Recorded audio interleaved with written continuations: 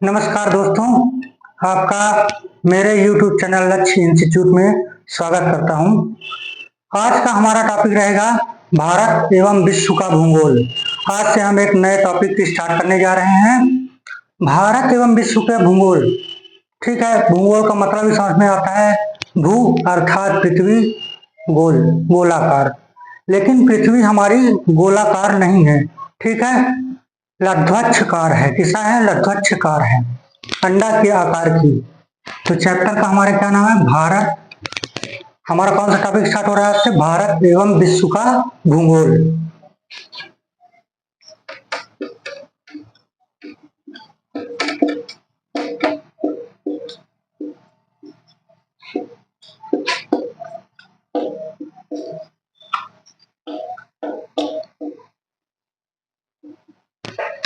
भारत एवं विश्व का भूगोल, ठीक है। इसमें जो है हमारे प्रारंभिक परीक्षा और मुख्य परीक्षा का सिलेबस दोनों सम्मिलित होता है। इसी में हम देखेंगे पेपर तीसरे में आ जाता है आपदा प्रबंधन का। ठीक, तो पहले हम जानते हैं कि प्रारंभिक परीक्षा के क्या क्या टॉपिक होंगे हमारे। तो प्रीलिम्स की हम बात करें, और ये जो मैं भारत एवं विश्व का भूगोल का टॉपिक पढ़ा रहा हूँ, ये सभी में हर एक सब्जेक्ट मतलब कि आपके हर एक एग्जाम में ये शामिल रहेगा, ठीक है ना। एग्जाम में कोई भी प्रश्न कहीं से भी पूछेगा भारत एवं विश्व के भूगोल के अंतर्गत, तो आपसे बनना चाहिए। जितना मेरे कोशिश है मैं आपको पूरा यहाँ पर कंप्लीट करवा के जाऊंगा, ठीक है ना। हालांकि यूपीएससी में कुछ क्वेश्चन तो ऐसे मिलते हैं जिससे कोई हमको पता नहीं चलता कि आखिर दिया तो दिया कहाँ से है। हर साल इसमें जो है लगभग 28 से 30%, यानी 28 से 30 क्वेश्चन हमारे जो है भारत एवं विश्व के भूगोल से देखने को मिलता है। ये आप पिछले साल के कोई भी पेपर उठा के देख सकते हैं, उनकी संख्या 18 से 30 तक थी। लेकिन बनने की संख्या अधिकतम होती है 24 से 25 तक। 3-4 क्वेश्चन इतनी गहराई से पूछता है कि उसको ढूंढने में हमको समझ लग जाता है कि आखिर किस टॉपिक का है ये इसमें, ठीक है ना। तो भारत एवं विश्व में, विश्व का भूगोल में प्रीलिम्स के लिए हम जो पढ़ेंगे, तो उसमें पहला होगा हमारा विश्व का भूगोल। पहला टॉपिक शामिल है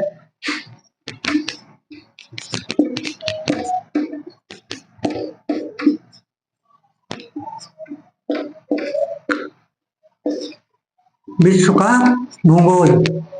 विश्व का भूगोल, इसके बाद आता है दूसरा भारत का भूगोल।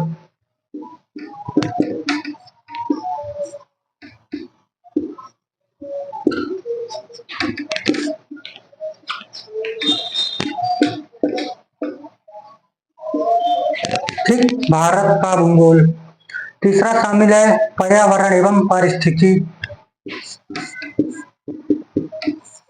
यह एक ही विषय के अंतर्गत शामिल है।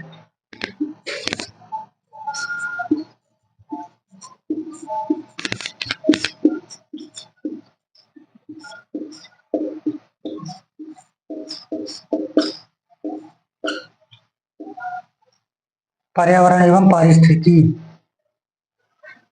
ठीक। ये 3 अध्याय जो है हमारे प्रीलिम्स में शामिल है। एक और अध्याय है जिसे हम मानचित्र कहते हैं। मानचित्र से भी क्वेश्चन यूपीएससी में देखने को मिलता है। बाकी जो अदर एग्जाम है मानचित्र का उससे कोई लेना देना नहीं है, फिर भी हम मानचित्र आपको बताते चलेंगे कि कौन सी जगह पर क्या स्थित है।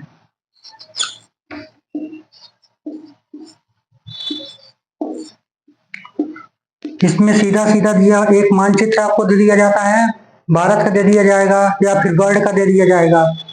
उसमें आपको कुछ प्लेसेस बताने होंगे।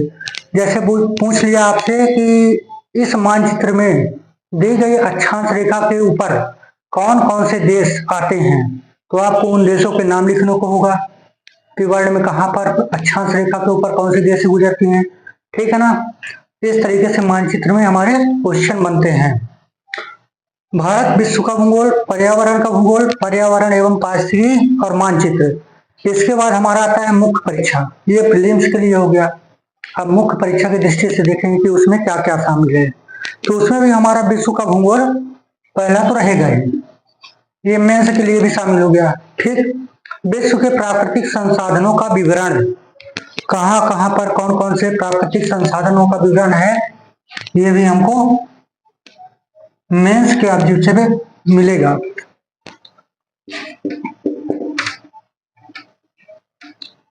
यहाँ पर मेंस, ठीक है ना। फिर हम बता चुके हैं 4 टॉपिक प्री में शामिल हैं। मेंस में पहला है हमारा विश्व का भूगोल, दूसरा आता है विश्व में प्राकृतिक संसाधनों का विवरण,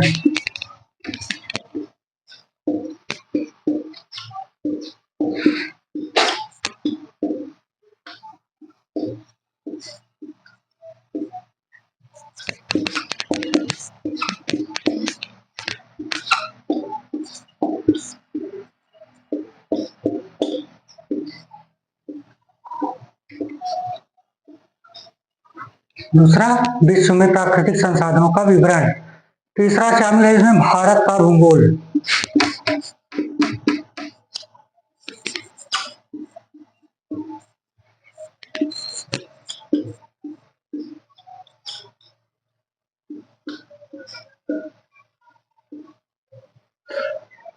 आपको मेंस के लिखने के लिए मैं पर डे जो जो चैप्टर पढ़ाया जाएगा उससे रिलेटेड 2 क्वेश्चन मैं आपको दिया करूंगा, जिसका आप आंसर लिखकर उसका उत्तर देखिए, उसको मैच करिए कि क्या आपके मिलता है या नहीं मिलता है, किस तरीके से हमको तैयार करना है। लेकिन उसका एक डेटा मैं आपको जरूर बता दूंगा कि उसमें इस तरीके से आपको लिखना पड़ेगा। पर डे हम 1 से 2 क्वेश्चन, ज्यादा से ज्यादा 2 क्वेश्चन, एक तो हमेशा लेके ही चलेंगे, ठीक है ना। फिर तीसरा हो गया, चौथा नंबर में हमारा शामिल होता है विश्व में उद्योगों का स्थानीयकरण, कहाँ कहाँ पर उद्योगों की स्थापना की गई है, पूरे विश्व में कौन कौन से उद्योग शामिल हैं।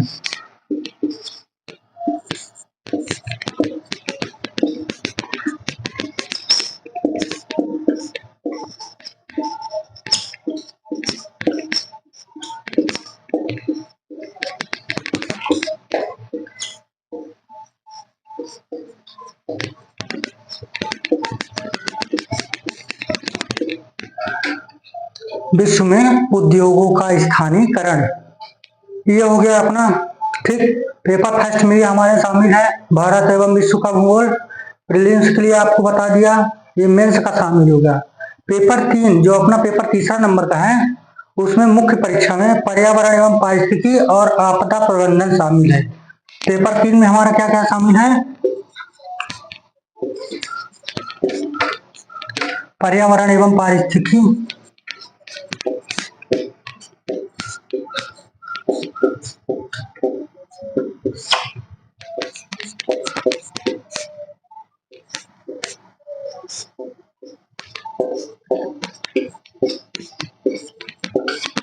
और आपदा प्रबंधन।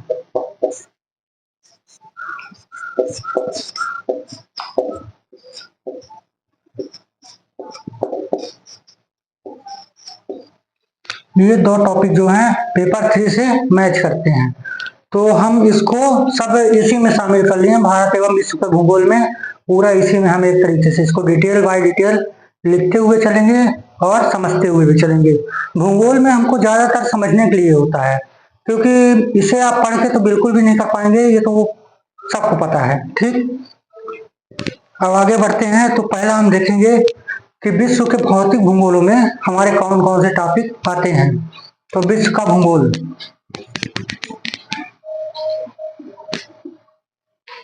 आपको एक एक वाइज टॉपिक भी लिखवा देता हूँ, ताकि आप लोगों को सिलेबस एकदम क्लियर होना चाहिए कि हाँ मुझे ये पढ़ना है।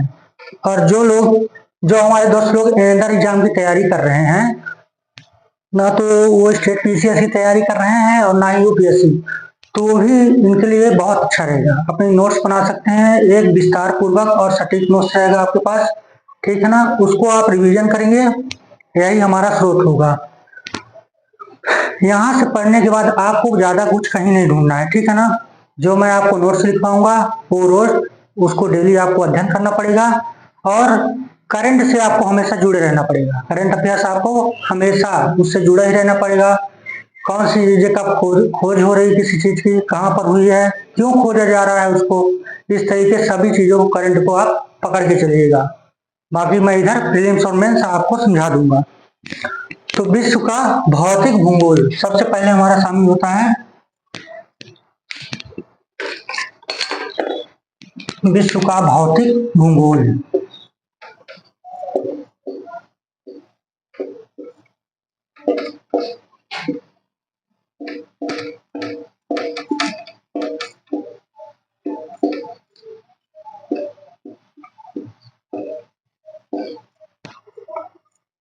विश्व के भौतिक भूगोल में जो पहला चैप्टर है अपना, सबसे पहले हम क्या पढ़ेंगे इसमें, तो भू आकृति विज्ञान।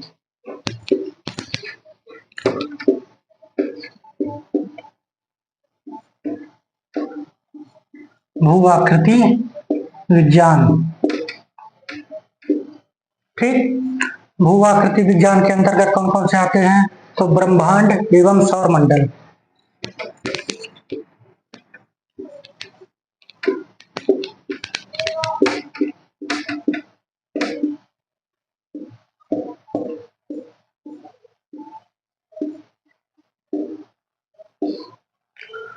समस्त ब्रह्मांड को समझना पड़ेगा। इसी ब्रह्मांड में हमारी पृथ्वी भी शामिल है, तारे भी शामिल है, न्यायिकाएं भी शामिल होगी, ठीक है ना, और पूरा सौर मंडल भी शामिल होगा, ठीक। सौर मंडल के इसमें सभी ग्रहों को भी हम देखेंगे, जिसमें से सबसे ज्यादा इंपॉर्टेंट होता है अपनी स्वयं की पृथ्वी। दूसरा चैप्टर क्या है, तो पृथ्वी की आंतरिक संरचना।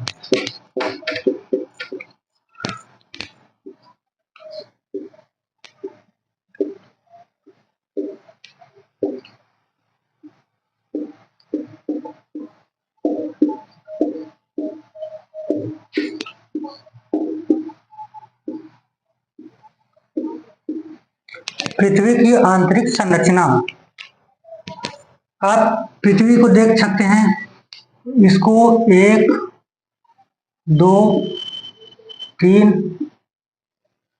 4 संरचनाएं दी, इसमें 4 संरचनाएं, ठीक है ना। आप लोग भूपर्वतीय, प्रवार, क्रोड 3 ही जानते होंगे कि सबसे अंदरूनी भाग को हम क्रोड कहते हैं, एक उसका भी पता चला है, ठीक। इनर कोर, कोर के अंदर का भी इनर कोर हमको ज्ञात हुआ है। तो इसमें हम पृथ्वी की जितनी भी आंतरिक संरचनाएं हैं, चट्टानें कौन कौन से जीवाश्म है इसमें, ये सभी को इसमें हम देखेंगे, ठीक। तीसरा नंबर पर आता है चट्टान एवं खनिज।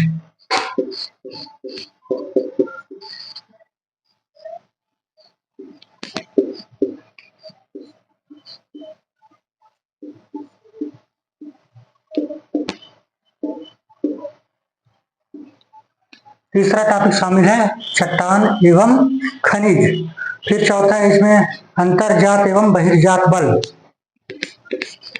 चौथा क्या आता है, तो अंतर्जात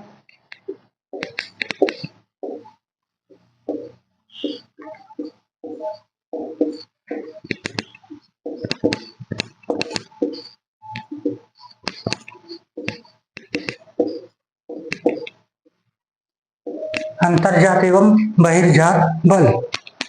तत्पश्चात अंतर्जात एवं बहिर्जात बल क्या होता है, पृथ्वी के अंदर अपना स्वयं का खुद का भी बल होता है और बाहर की ओर का भी बल होता है। इसी कारण जो है हमारी पृथ्वी, आप ग्लोब को देखेंगे तो वो पूरा एकदम सर्कल टाइप से पूरा गोल है, लेकिन पृथ्वी ऐसी नहीं है। पृथ्वी जो है लद्दाख गोलाकार है, यानी एक अंडे के समान है। ध्रुवों पर थोड़ा चपटी हुई है। ध्रुवों पर कैसे, ये अपनी पृथ्वी हो गई, ठीक है ना, ये अक्ष हो गया, ये साउथ है, ये नॉर्थ है। ये दोनों ध्रुवों पर पृथ्वी थोड़ा चपटी हुई है। इसको आप ऐसे सीधा न लेकर थोड़ा हल्का, अगर ऐसे आप ले लीजिए तो ज्यादा समझेंगे आप। सेम ऐसे ही यहाँ भी पृथ्वी ऐसे चपटी आकार में है और इधर तरफ दोनों तरफ से निकली हुई है। तो ये जो अंतर्जात एवं बहिर्जात का हम यहाँ पर अध्ययन करेंगे, तो अंतर्जात बल ये ध्रुवों की ओर लगता हुआ हमको दिखाई देता है और बहिर्जात बल बाहर की ओर निकलता हुआ हमको दिखाई देगा। तो इस बल में हम इसका अध्ययन करेंगे, वो भी विस्तार से एकदम समझेंगे इसको। अब इसके बाद आता है चौथा अंतर्जात एवं बहिर्जात बल के अंतर्गत आता है फिर महाद्वीपीय विस्थापन सिद्धांत। कैसे होता है महाद्वीपों का विस्थापन, एक जगह से दूसरे जगह पर महाद्वीप कैसे विस्थापित हो जाता है, इसकी भी कुछ अपनी प्रोसेस होगी कि ऐसे ही अपने आप चला जाता है। हम्म तो पांचवा क्या है? महाद्वीपीय विस्थापन सिद्धांत।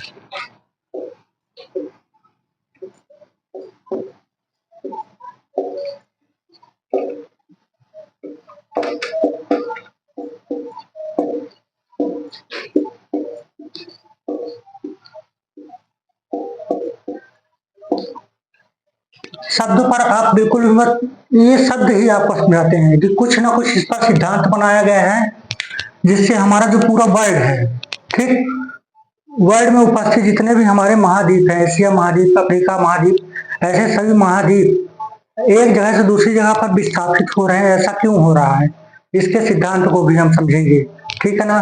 सागर नितल प्रसरण सिद्धांत, छठवां नंबर कौन सा है? तो सागर नितल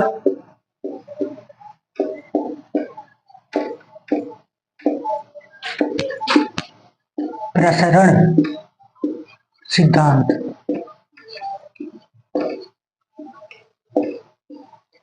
कैसे काम करता है सिद्धांत, ये भी हम जानेंगे।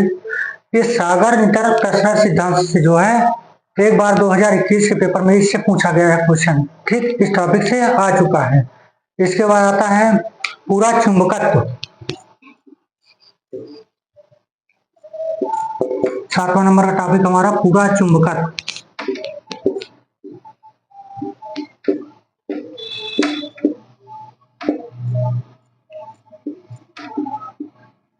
फिर 8वां में आता है, 8वां नंबर में आता है प्लेट विवर्तनी।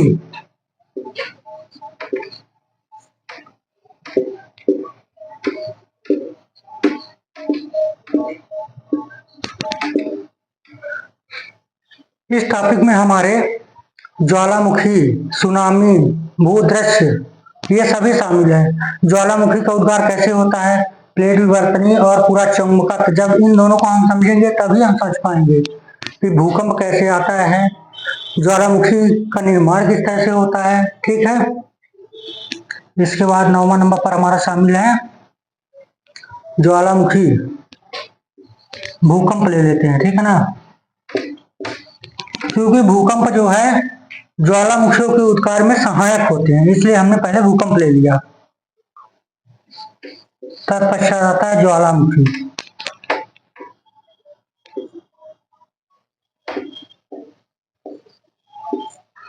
जो ज्वालामुखियां सुषुप्त हो जाती हैं, मतलब कुछ समय के लिए वो अपने आप को शांत रूप में ढाल लेती हैं, भूकंप के ही कारण ज्वालामुखी व पुनर्विस्फोट होना प्रक्रिया शुरू होता है, ठीक। तो इसमें ज्वालामुखी में भूकंप का संयोग होता है, ठीक है। इसलिए हम भूकंप के बाद ज्वालामुखी पढ़ते हैं कि भूकंप कैसे आता है, उसके कारण ज्वालामुखी क्यों आता है, इसको भी हम जानेंगे। इसके बाद आता है अपना सुनामी।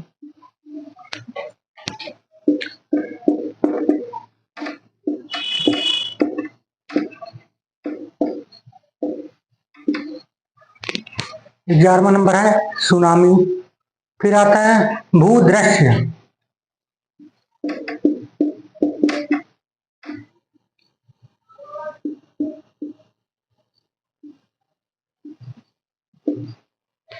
ये जो सुनामी है, ज्वालामुखी है और भूकंप है, ये सब आपदा प्रबंधन के टॉपिक हैं, ठीक है ना। लेकिन हम इसको एक साथ पढ़ते हुए चलेंगे। जब हम भू आकृति विज्ञान के टॉपिक को स्टार्ट करेंगे तो हम इसको सब एक साथ पढ़ते चलेंगे। ये आपदा प्रबंधन का है। मैं हालांकि अगर ठीक है इसको पूरा समझाता चलूंगा, नहीं तो मैं आपदा प्रबंधन की क्लास में इसको अलग से आपको बता दूंगा, पूरा डिटेल सही, इसके संरक्षण रक्षण, आने से पूर्व चेतावनी, ठीक है ना, इनके रेड को कलर वगैरह भी जो दिए रहते हैं अलर्ट के लिए कि हमको अलर्ट होना पड़े, वो सब कुछ आपको इसके लिखवा दिया जाएगा आपदा प्रबंधन में। फिर आता है 12वां नंबर कौन सा हमारा, भूदृश्य हो गया। 13 नंबर में आ जाएगा पर्वत, पठार एवं मैदान।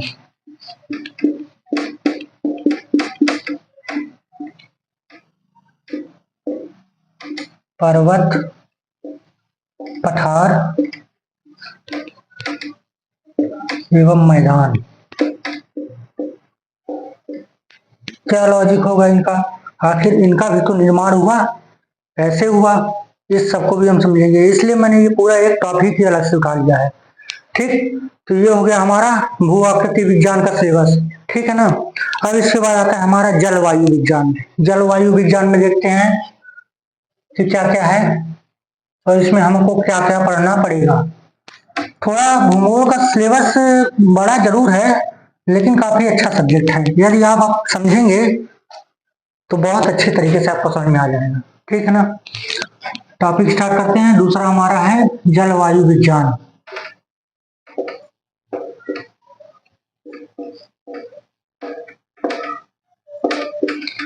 सिर्फ अभी आपको आपका पाठ्यक्रम बताया जा रहा है। नोट में मात्र यूपीएससी के लिए, केवल यूपीएससी के लिए, बाकी सभी एग्जाम के लिए भी आप इसको पढ़ सकते हैं। ठीक है ना। पूरा हेल्पफुल होगा ये आपके लिए। जलवायु विज्ञान का पहला चैप्टर है मौसम एवं जलवायु।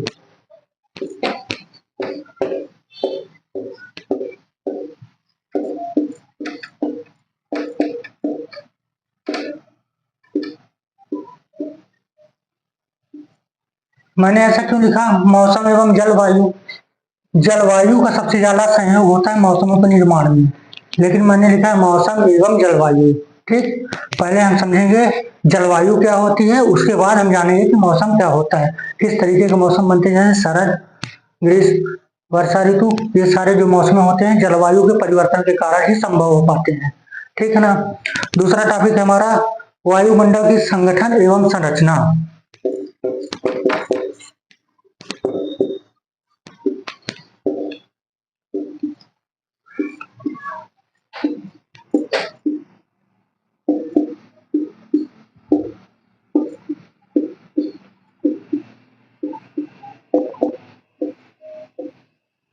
वायुमंडल की संगठन एवं संरचना। वायुमंडल पृथ्वी के ऊपर जो वायु की परतें पाई जाती हैं, इसमें हमारा ओजोन भी शामिल है, सभी मंडल शामिल है, चाहे वो बहिर्मंडल हो, संताप मंडल हो, आयन मंडल, कोई भी। ठीक है ना। तो ये जो मंडल हैं, इन मंडलों को समझेंगे कि कहाँ पर कौन कौन सी कितनी मात्रा में गैसें उपस्थित हैं और उनकी संरचना क्या है, कितने मोटे लेयर तक वो उपस्थित हैं। इस टॉपिक में हम इसका पूरा अध्ययन करेंगे। ठीक है। तीसरा आता है सूर्य तप और तापमान। सूर्य तप और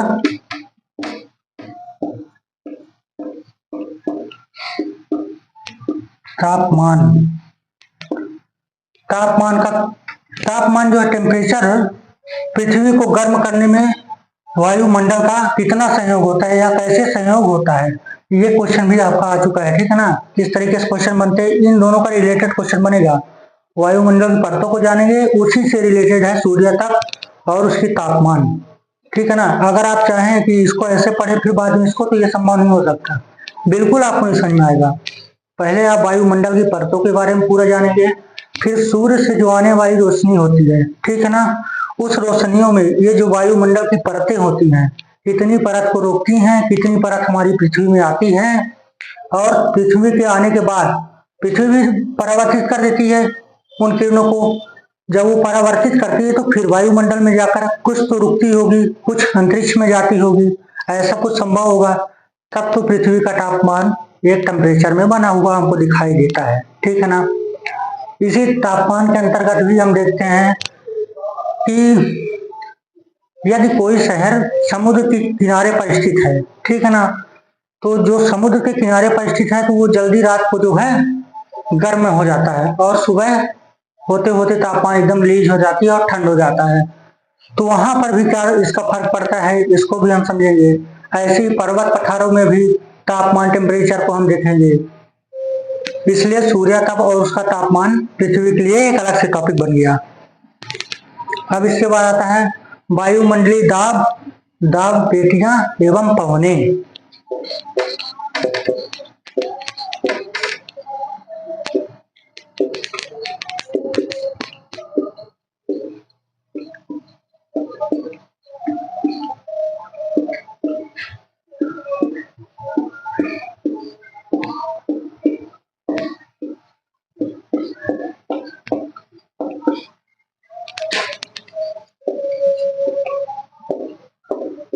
जलवायु विज्ञान का पूरा पूरा ये टॉपिक जो है एक लाइन से क्लियर एकदम जुड़ा हुआ है। यदि आपने एक भी क्लासेस को मिस किया तो समझ लीजिए वहां से वो गया। इसलिए क्लासेस को डेली अटेंड करिए और डेली देखिए। अब यहाँ दिया हुआ है जलवायु दाब, दाब पेटियां एवं पवने। ठीक है, पवने कितनी सहायक होती हैं तापमान को बनाने में। ठीक है, ऐसे भी आएगा। ये वायुमंडलीय दाब क्या होता है, कितना अधिक दाब पड़ने से टेम्परेचर बना रहता है, कितनी दाब पेटियां को बढ़ाने से सूर्य तप की मात्रा भी रिलीज होती है। इस तरीके से हम पूरा इसको देखेंगे। ठीक, इसके बाद आता है वायुमंडलीय आर्द्रता यानी नमी एवं वर्षण। वर्षण यानी वर्षा। 4 तक हो गया। जलवायु विज्ञान चल रहा है, आगे नोट करिए।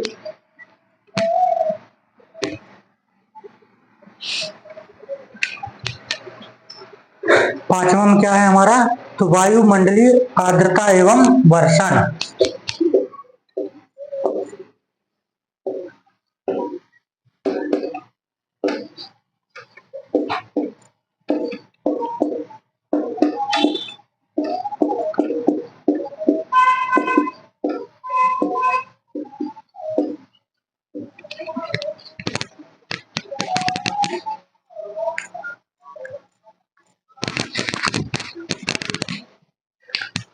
वायुमंडलीय आर्द्रता, वायुमंडल में नमी कैसे निर्धारित होगी, तापमान ही डिसाइड करेगा। वर्षण, कितनी वर्षा होगी, तापमान ही और सूर्य तप की मात्रा ये डिसाइड करेगी। ठीक, इसके बाद आता है हमारा वायु राशि।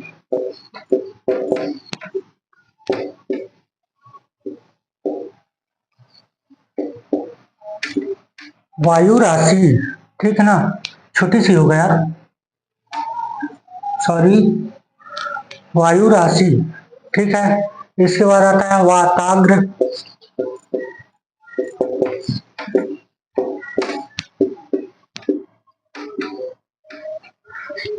मैं आपको उतना लिखाऊंगा भी और उससे ज्यादा समझाऊंगा भी। समझाऊंगा इसलिए कि यदि आप समझ गए हैं तो फिर आपको याद करने में कोई दिक्कत नहीं होगी। आपने थोड़ा सा भी अगर नोट डेली 10 मिनट भी देखेंगे स्वयं के बनाए हुए हाथों से नोट, तो आपको बहुत अच्छी तरीके से क्लियर होगा। और एक बार भारत एवं विश्व का भूगोल आपने यहाँ से पढ़ा, इसके बाद आपको कहीं से कुछ समझने की जरूरत नहीं है। बस आप करंट से हमेशा जुड़े रहिए। जो भी चीजें अपडेट होती हैं, नई चीजें आती हैं, अपने नोट्स में उनको एक साइड पे नोट करके जरूर चलें। जिस किसी टॉपिक से उसका संबंध हो उसको तो अवश्य जोड़े, क्योंकि करंट बेस से और जो भारत एवं विश्व का भूगोल का अभी जो सिलेबस है हमारा और करंट का, उन दोनों को मिक्स करके भी क्वेश्चन हमारा बनाता है। ठीक, यही होता है कि 28 से 30 क्वेश्चन आते हैं, इसमें से 20 या 22 क्वेश्चन तो हमको ये टॉपिक से मिल जाते हैं, बाकी जो होता है हमारे करंट बेस से। लेकिन उन करंट बेस को इन टॉपिकों से जोड़ देता है, इस कारण वो क्वेश्चन हमको थोड़ा टफ लगने लगते हैं, लेकिन होता नहीं है। ठीक है ना, वाताग्र हो गया। इसके बाद आता है चक्रवात एवं प्रति चक्रवात।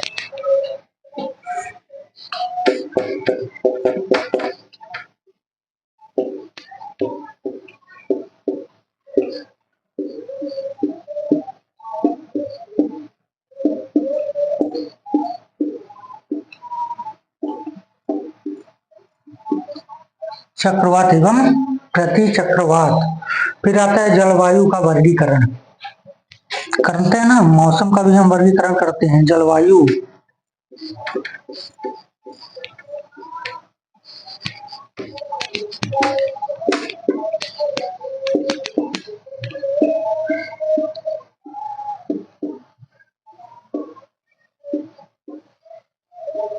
जलवायु का वर्गीकरण। ठीक, यहां तक अपना सिलेबस ये हो गया जलवायु विज्ञान का। और कुछ इसी में शामिल है अनयुक्त, अनयुक्त, अनयुक्त जलवायु, अनयुक्त जलवायु।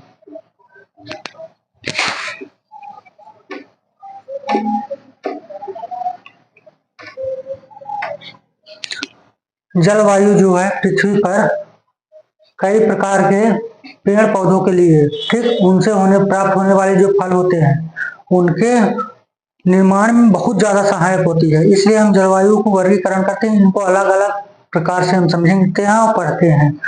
ठीक, अनियुक्त जलवायु जिसका कोई काम नहीं है, ऐसी भी कुछ जलवायु होती हैं।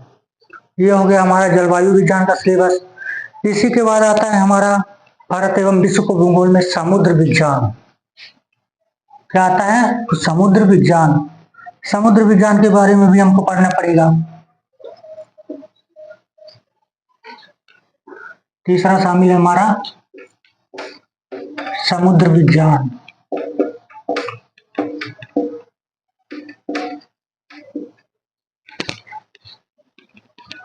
समुद्र के अंदर चाहे वो शैवाल हो, ठीक, या फिर अन्य कोई चीजें, उसमें शामिल जितने भी जल होते हैं उसके सभी गुणों को समझेंगे। उसमें देखिए लवण पाया जाता है समुद्र में। लवणों के बारे में हमको जानकारी लेना है इस समुद्र विज्ञान के अंतर्गत। महासागर में उच्चावत पाए जाते हैं, इसको भी समझना पड़ेगा। जल का तापमान कितना होता है, क्या टेम्परेचर होता है, ये टेम्परेचर कैसे बनता है और किस समय पे, दिन में या रात में टेम्परेचर कम होगा या ज्यादा होगा, इसके बारे में भी हम समझेंगे। तो समुद्र विज्ञान का पहला है महासागरीय उच्चावत।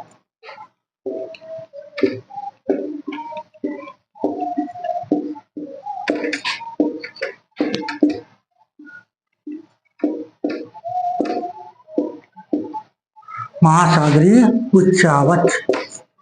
दूसरा नंबर में सागरीय जल का तापमान।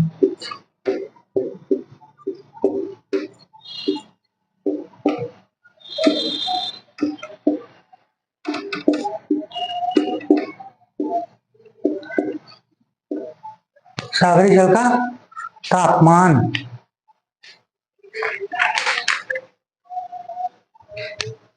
फिर सागरीय जल की लवणता, खारापन।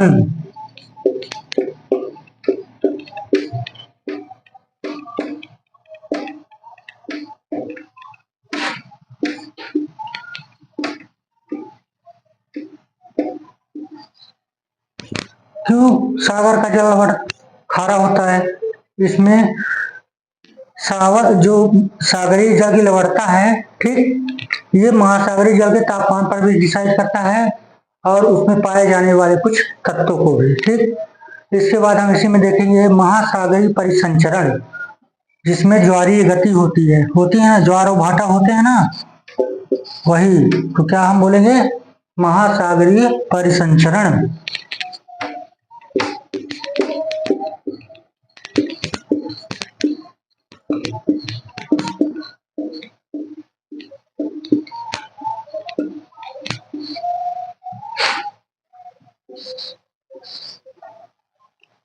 महासागरीय परिसंचरण में क्या होता है? तो ज्वारीय गति, महासागरीय जलधारा।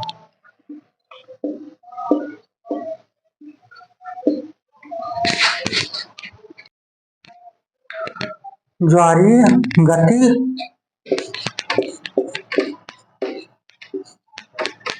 ज्वारीय गति एवं महासागरीय जलधारा।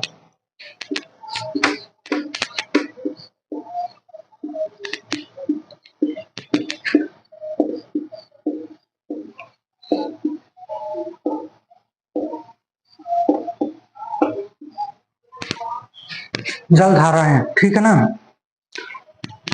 इसके बाद आता है हमारा प्रवाल भित्ति। क्या आता है? प्रवाल भित्ति। आपको बताया ना, इसी में शैवाल वगैरह शामिल है, इसके बारे में भी हम समझेंगे। हालांकि ये तो विज्ञान का सिलेबस है, लेकिन फिर भी हम समुद्र विज्ञान ने टॉपिक पढ़ा ही रहे हैं तो इसको भी हम आपको समझाएंगे, ठीक है ना। कि प्रवाल भित्ति क्या होती है।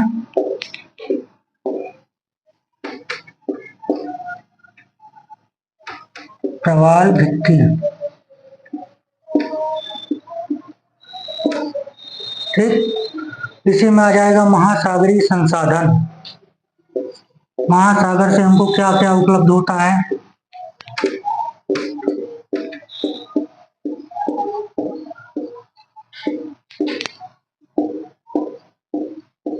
केवल पेट्रोल भर और कुछ नहीं मिलता। महासागरीय महासागरीय संसाधन, ठीक है ना।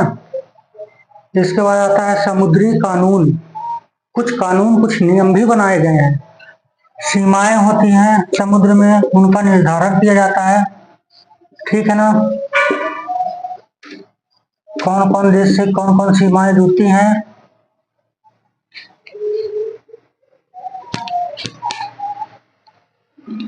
समुद्री कानून,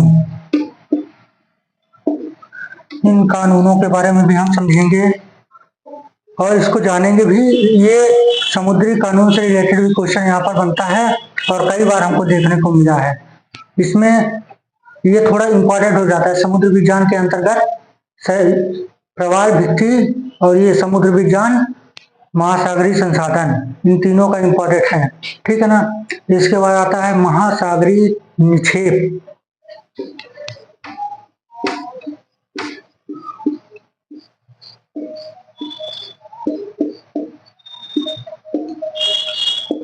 निक्षेप, ठीक। ये कौन सा नंबर है? 8वां नंबर। समुद्र विज्ञान के अंतर्गत हम इतने टॉपिकों को पढ़ेंगे। अब हम अपना ये भू आकृति विज्ञान का सिलेबस खत्म हो गया। अब हम देख लेते हैं कि भारत का भूगोल। भारत के भूगोल में हमको क्या क्या पढ़ना है, इसका भी सिलेबस हम जान लेते हैं। भारत के भूगोल में सबसे पहले तो हम इसका परिचय ही देखेंगे, ठीक है ना। भारत का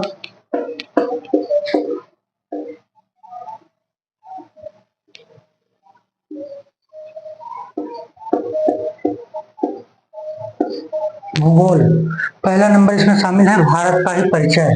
तो पहला क्या होगा? परिचय। यदि मैं आपसे पूछ लूं कि आप भारत का परिचय दीजिए, आप कैसे इसका परिचय देंगे? क्या क्या मतलब आप इसके बारे में बता सकते हैं? तो आप बोलेंगे कि हाँ सर, भारत जो है चतुष्कोणीय है, ठीक है। यदि आपने इंडिया का मैप अगर कभी बनाया होगा, ठीक है ना, तो एक कोण से मतलब एक ये सीधी रेखा और ये गुजरात से लेकर अरुणाचल प्रदेश तक, ठीक है ना। जब हम दिशाओं का निर्धारण करते हैं तो इसमें होता है ये पूर्व, ये होता है पश्चिम, ये होता है उत्तर और सबसे नीचे होता है अपना दक्षिण, ठीक। इसी कश्मीर की चोटी से लेकर गुजरात और इधर अरुणाचल प्रदेश से लेकर तमिलनाडु तक, ठीक, ये बने हुआ जो कोण बना हमारा, ये चतुष्कोणीय आकृति का बन गया। तो भारत की आकृति कैसी है? तो चतुष्कोणीय आकृति है। परिचय इसका दिया जा रहा है, कितने डिग्री कौन सा अक्षांश कहाँ पर होगा, भारत में कौन सा उपस्थित है, ठीक है ना। और भारत में क्या क्या है, उसके अंदर के सभी चीजों को जानेंगे तो उसका परिचय होगा। नदियां कौन सी कहाँ है, ठीक। पहला हो गया परिचय। दूसरा टॉपिक है हमारा भारत के प्राकृतिक प्रदेश। प्राकृतिक क्यों बोला मैं?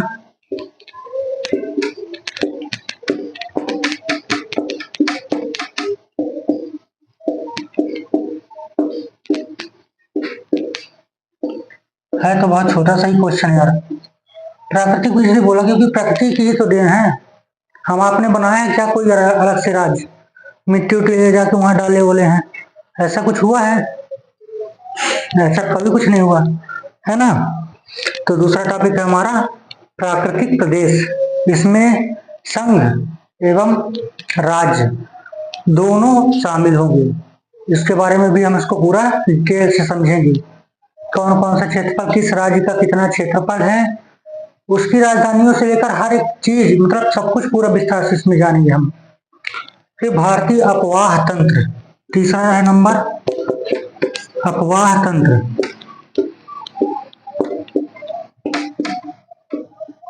कौन कौन सी नदियां कहाँ कहाँ से निकलती हैं तथा किस किस दिशा में बहती हैं, कौन कौन सी ये खाड़ियों में जाकर मिलती हैं या सागरों में मिलती हैं या गिरती हैं, ठीक है ना।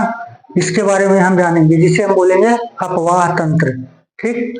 भारतीय मानसून, मानसून भी देखेंगे कि कौन सी मानसून, कब कौन सा मानसून बनता है, ग्रीष्म ऋतु में कौन सा होता है, कौन सी किधर से पवनें आती हैं भारत के लिए सहायक होती हैं, ठीक, इसमें व्यापारिक पवनों का क्या लाभ है, इसमें हम सब देखेंगे। तो भारत का मानसून,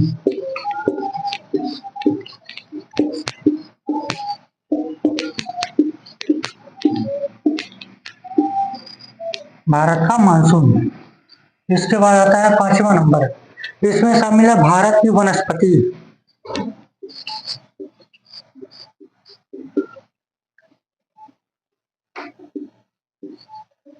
ठीक, भारत की वनस्पति। फिर आता है मृदा, भारतीय मिट्टी के बारे में जानेंगे हम।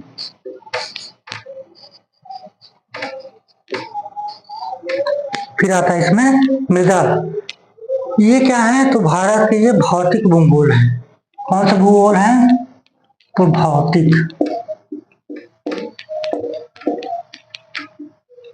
भारत के भूगोल में हमको दो टॉपिक पढ़ना पड़ेगा, एक भौतिक भूगोल, दूसरा है सामाजिक और आर्थिक भूगोल। भौतिक भूगोल का आपका सिलेबस बता दिया, तो उसमें परिचय शामिल होगा, प्राकृतिक प्रदेश भी शामिल होंगे, बहने वाली नदियां भी उसमें शामिल होंगी, यहाँ की मानसूनी दशा कैसी रहती है इसके बारे में जानकारी दी जाएगी, कौन कौन सी वनस्पतियां यहाँ पाई जाती हैं ये भी हम जानेंगे, प्लस मिट्टियों के बारे में हम विस्तार पूर्वक से समझेंगे। ठीक है ना। अब आता है दूसरा, भारत का सामाजिक एवं आर्थिक भूगोल।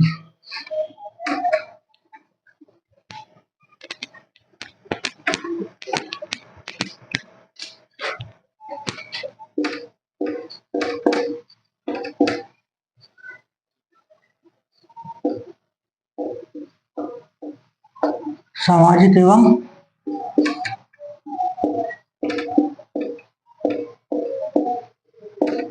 आर्थिक भूगोल। अब मेंस से जो क्वेश्चन बनते हैं वो यहीं से बनते हैं, और जो प्रीलिम से बनते हैं तो भारत के भौतिक भूगोल से। कुछ ही क्वेश्चन आपको भारत के भौतिक भूगोल से मिलने को देखने को बनेगा, अन्यथा जितने भी क्वेश्चन आप देखेंगे यूपीएससी से हो और चाहे वो स्टेट पीछे से हो, तो वो सामाजिक और आर्थिक भूगोल से ही पूछा जा रहा है, जैसे जनसंख्या एवं नगरीकरण। ठीक, जलवायु भारत के नगरीकरण में क्या भूमिका निभाती है। ठीक, भारतीय जलवायु भारत के नगरीकरण में क्या भूमिका निभाती है, ऐसे क्वेश्चन आपसे पूछे जाएंगे। मतलब कि सामाजिक एवं आर्थिक भूगोल से आपके सबसे ज्यादा क्वेश्चन बनते हैं। तो इसमें हम देखेंगे जनसंख्या एवं नगरीकरण, पहला नंबर पे आता है जनसंख्या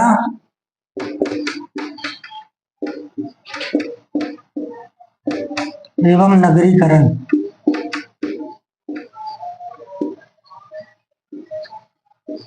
ठीक, दूसरा नंबर शामिल है प्रवास।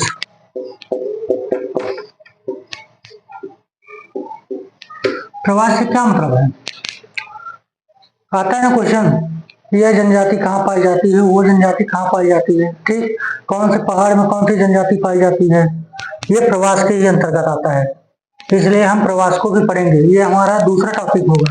फिर तीसरा नंबर में है कृषि।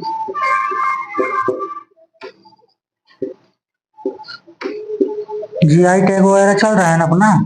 ठीक, इसके बारे में जानेंगे, किस किस को जीआई टैग मिला है, और ये कृषि किस किस की भूमि क्षेत्र में सबसे ज्यादा होती है, कौन सी मृदा के लिए कौन सी कृषि सबसे अच्छी है, सब कुछ कृषि के अंदर ही पढ़ेंगे। इसके बाद आता है परिवहन।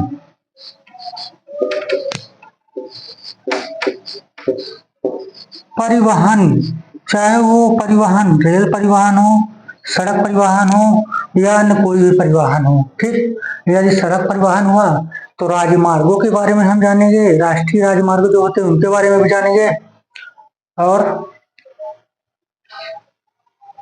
क्या क्या बताया मैं परिवहन में, राजमार्ग और रेल मार्ग। ठीक, उसको भी हम समझेंगे, ध्यान रखिएगा। खनिज संसाधन पांचवा में है, खनिज संसाधन। भारत में सर्वाधिक सबसे ज्यादा बॉक्साइट उत्पन्न राज्य कौन सा है, तो खनिज संसाधन के अंतर्गत ही हम पढ़ेंगे। इसका उत्तर आप हमें कमेंट में दीजिएगा, ठीक है ना। खनिज संसाधन के बाद आता है उद्योगों का वर्गीकरण।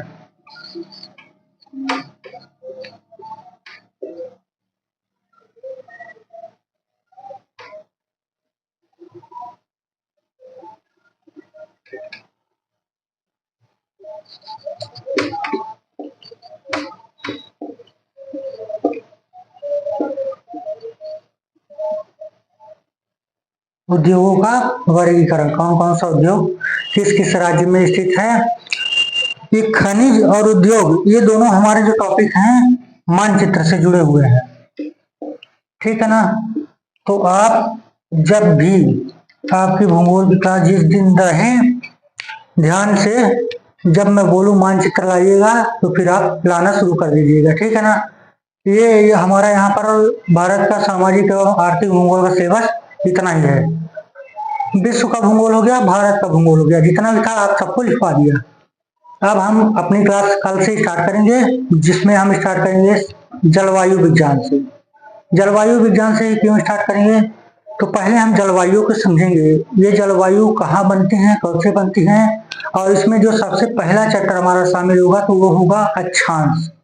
क्या है अक्षांश, अक्षांश रेखा किसे कहते हैं, इसकी विशेषता क्या है, महत्व, ठीक, और प्रमुख अक्षांश रेखाएं, कौन कौन सी अक्षांश रेखाएं हैं, इसके बारे में भी हम जानेंगे, ठीक है ना। तो आपका यहाँ तक का सिलेबस आपका ये खत्म होता है, भारत का भूगोल एवं विश्व का भूगोल, ठीक है। बाकी हम कल से देखते हैं। बहुत बहुत धन्यवाद। चैनल को हमारे लाइक, सब्सक्राइब और कमेंट जरूर कीजिएगा। धन्यवाद।